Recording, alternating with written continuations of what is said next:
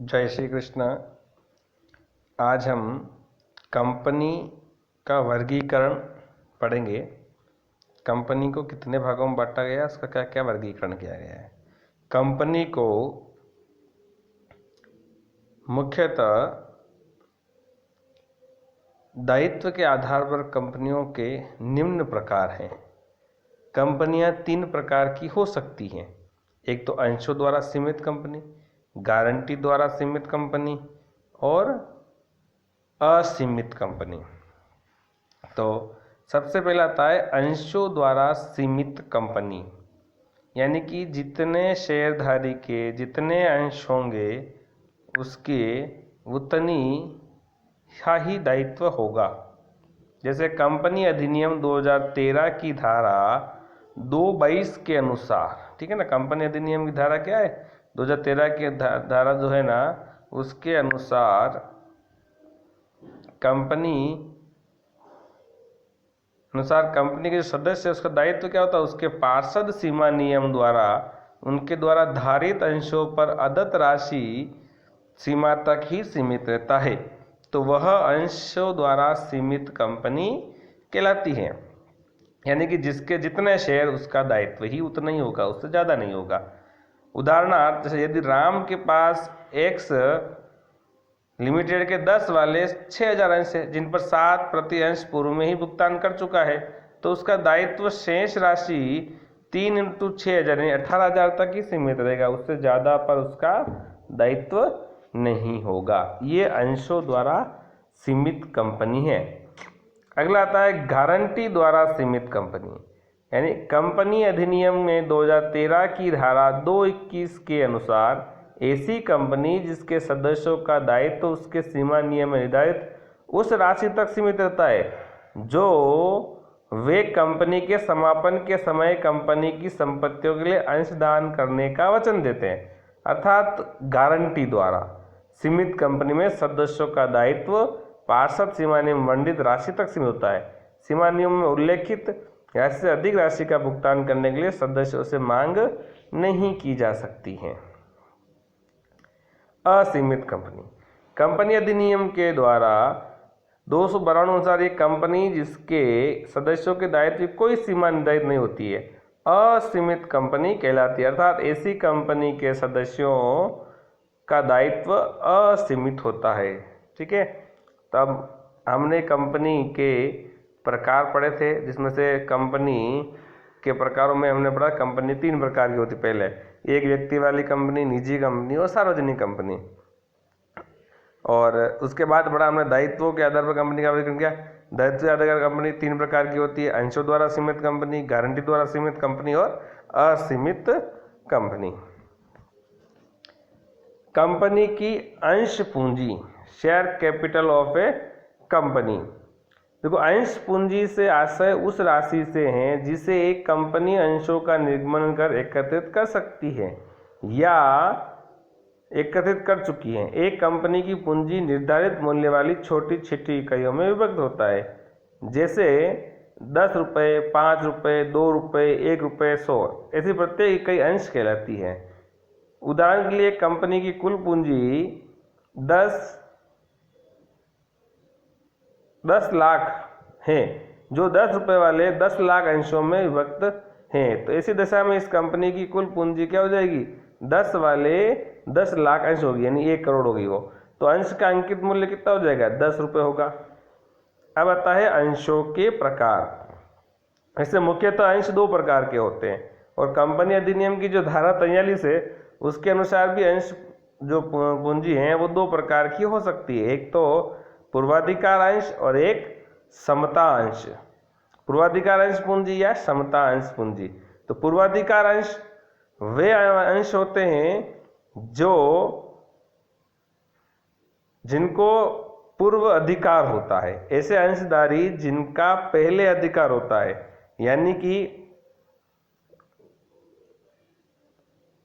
पूर्वाधिकार अंश किसे कहेंगे कि वे अंश जिसमें उसके अंशधारी को पहले अधिकार होता है। किसमें, एक तो लाभांश प्राप्त करने में उनको पहले अधिकार होता है, और एक जब कंपनी अंशों का शोधन करती है। शोधन का मतलब वापस किसको करेगी? शेयरधारियों को दे रही है। दो चीजें ध्यान रखना, एक तो वो जब शोधन करती है और एक उसका लाभ में, जैसे कंपनी को इस साल लाभ हुआ तो पहले किसको दिया जाए, क्योंकि उसमें दो प्रकार के अंशधारी हैं, एक तो पूर्वाधिकार अंशधारी हैं और एक समता अंशधारी हैं। तो जो पूर्वाधिकार अंशधारी है उनको पहले प्रॉफिट दिया जाएगा। क्यों? क्योंकि उसमें लिखा ही यही है कि पूर्व अधिकार, जिसको पहले पाने का अधिकार है, क्या? लाभ। और जब अपन कंपनी का शोधन कर रहे होंगे उस समय मतलब जो अंशधारी हैं उनको पहले शोधन किसका करेंगे? पूर्वाधिकार अंशधारियों का शोधन पहले किया जाएगा। तो ये दो अधिकार पूर्वाधिकार अंशधारियों को अधिक होते हैं। अब यहाँ पूर्वाधिकार अंशधारियों के प्रकार भी दिए गए आपको, ठीक है ना। वैसे इसमें बहुत सारे प्रकार दे रखे हैं, लेकिन मैं आपको शॉर्ट में उनको समझा देता हूँ। एक तो पहले आता है संचय के आधार पर। क्या आता है? संचय के आधार पर, ठीक है ना। संचय का मतलब आप समझ रहे होंगे कि कोई भी जिस साल का प्रॉफिट होगा, ठीक है, जिस साल में प्रॉफिट होगा और उस प्रॉफिट का संचय हो रहा होगा। जैसे इस साल प्रॉफिट हुआ और किसी पूर्वाधिकार अंशधारी ने प्रॉफिट नहीं लिया तो उसका प्रॉफिट क्या होगा? संचित कर देंगे और उसको इस साल नहीं देके इस अगले साल दे देंगे। तो वो प्रॉफिट का क्या हो रहा है? संचित हो रहा है। तो जो जिस पूर्वाधिकार अंशधारियों का प्रॉफिट संचित रखा जाता है उसे कहते हैं संचयी पूर्वाधिकार अंश। और ऐसे पूर्वाधिकार अंशधारियों क्या जिसका प्रॉफिट हम संचय नहीं करते हैं तो वो क्या कहलाता है? असंचयी पूर्वाधिकार अंश। देख लीजिए, असंचयी पूर्वाधिकार अंश। जैसे पहले वाला हम देखा असंचयी पूर्वाधिकार अंश क्या होता है? असंचयी पूर्वाधिकार अंश वह अंशधारी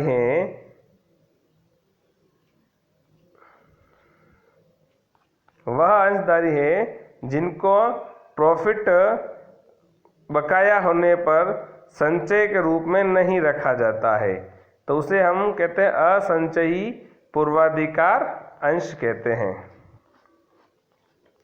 क्या कहते हैं? असंचयी पूर्वाधिकार अंश। यानी जिन धारकों का बकाया लाभांश भविष्य में प्राप्त करने का अधिकार नहीं होता है वो असंचयी पूर्वाधिकार अंश यानी नॉन कम्युलेटिव प्रेफरेंस शेयर होगा।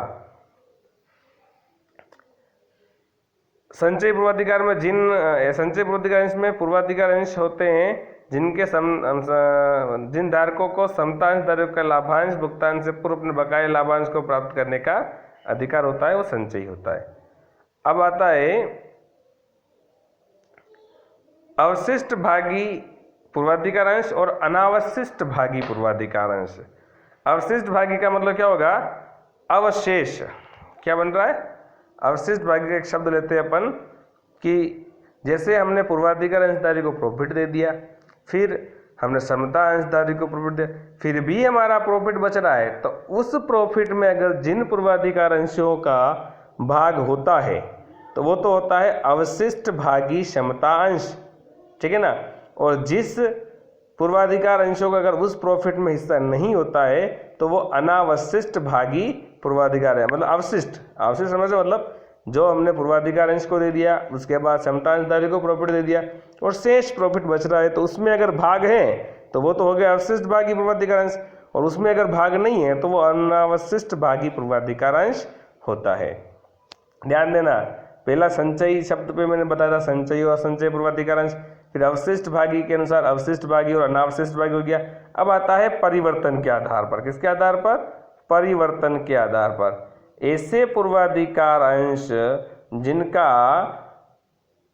जिनको परिवर्तित किया जा सकता है, किसमें? समता अंशों में परिवर्तित किया जा सकता है, तो वह परिवर्तनीय पूर्वाधिकार अंश है। और ऐसे पूर्वाधिकार अंश जिनको समता अंश में परिवर्तन नहीं किया जा सकता वो वाले क्या कहलाएंगे? अपरिवर्तनीय पूर्वाधिकार अंश। अगला एक और शब्द आता है शोधन के आधार पर। किसके आधार पर? शोधन के आधार पर।